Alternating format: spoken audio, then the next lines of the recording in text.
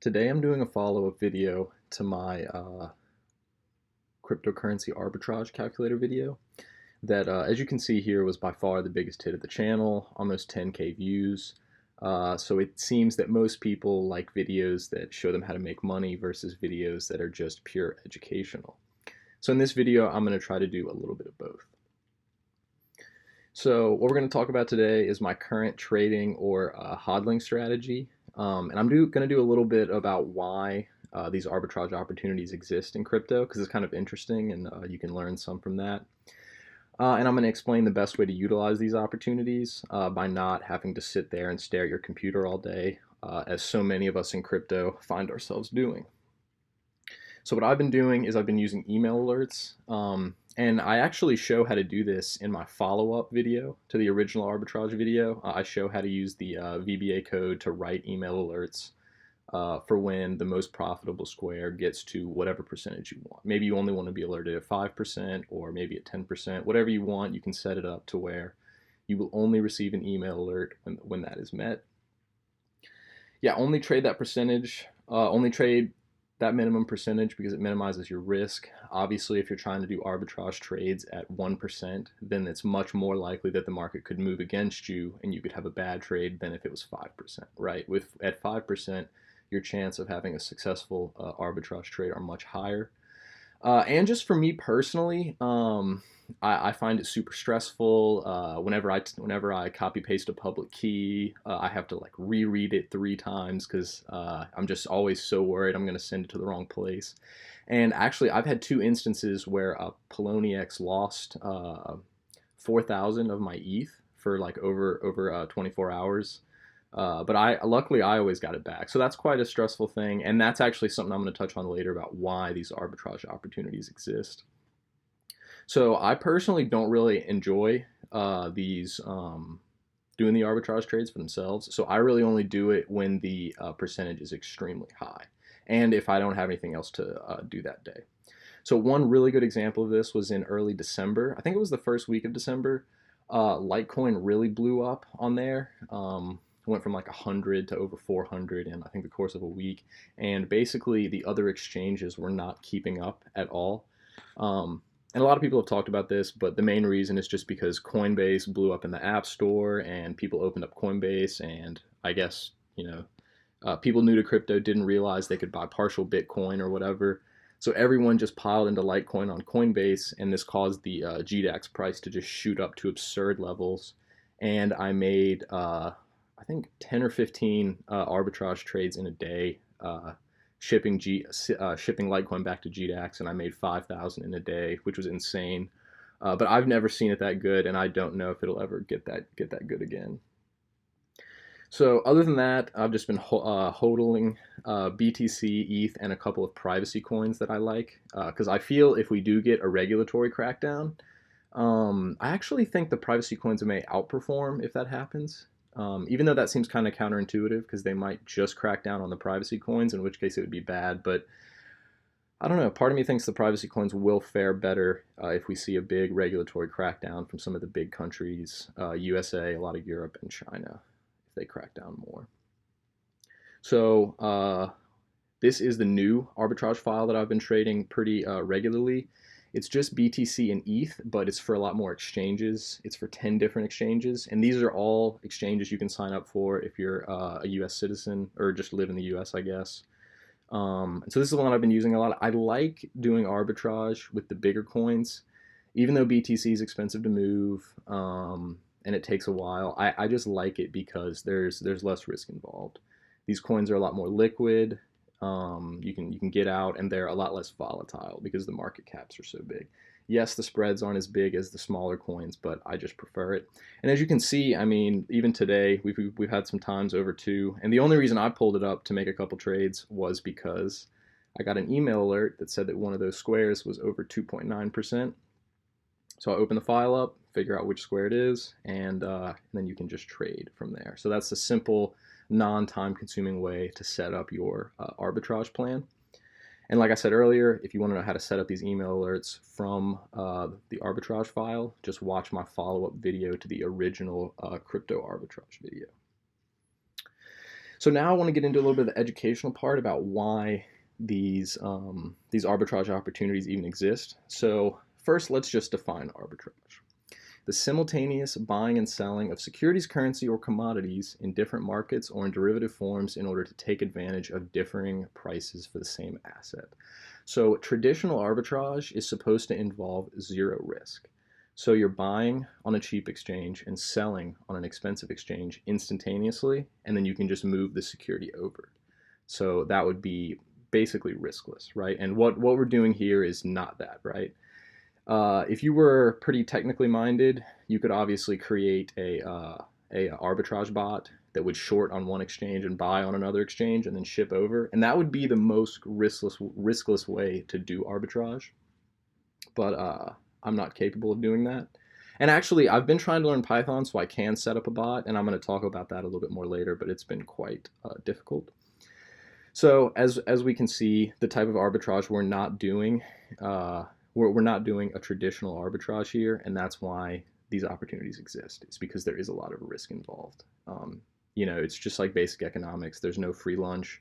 For you to take a risk and take advantage of these 2 or 3% arbitrage opportunities, you have the chance of losing funds en route, volatility, making you lose money on the trade. The exchange gets hacked, the exchange loses your funds, just all types of things that can go wrong during an arbitrage trade. So some other reasons why these things happen. Lots of dumb money continues to flow in. So most people, when they want to buy Bitcoin, they'll just sign up whatever exchange is most commonly used in their country. They don't think about, oh, where can I buy it the cheapest? What's a good price? They just want to buy and get in. And this makes the market inefficient because it leads to people buying on expensive exchanges, which is something that arbitrageurs can take advantage of. We have a very fractured market with many exchanges. There's like 30 to 50 exchanges that do over 1 to 2% of the trading volume for Bitcoin and Ether.